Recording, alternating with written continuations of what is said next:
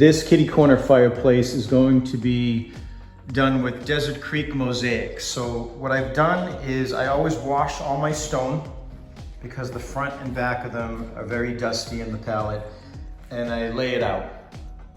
I want to see the shapes, the sizes, the colors. Desert Creek is a blend of 5 stones, so there's a lot of color in the stone. And I didn't want to mix up tonight, so what I did was I just started to work with the pieces to figure out the archway and the sides.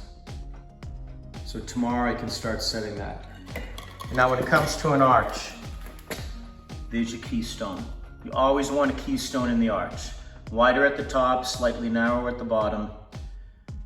That, if it was set dry, would keep the arch in place, and you want to create that appearance, even though you're doing a cemented arch. So this is the most difficult part of the job right now, is figuring out the arch, the sides, and that is ready to go.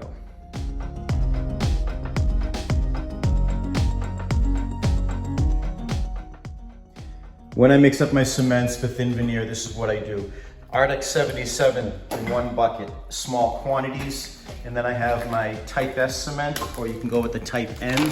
I'm working with the Pro Masonry product right now for the grouting. Small amounts as well. Bucket on the left for grouting, bucket on the right for setting. So what I do is I grout as I go.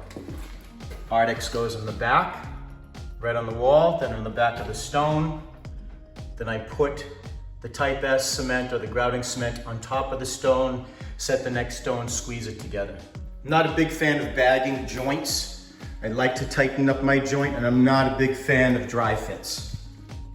This is an interior job, but I still like to use Arctic 77, and I joint as I go. A lot of people tend to use their diamond blade, cutting thin veneer, and creating these straight lines, and I'm not a big fan of that. You can use a diamond blade to solve some problems, but this type of a chipping hammer is perfect, especially a lightweight one. And you can carve or undercut stones to the shapes and sizes that you need and make it look more natural. But here's a little tip. I want you to listen to these 2 stones. You got to listen to the density of them before you start cutting them. See that? This one here, not as dense. That one's more granity. So I know that I have to use more weight on this one as I'm hitting it. And this one, I'm going to be careful. Doesn't need as much power.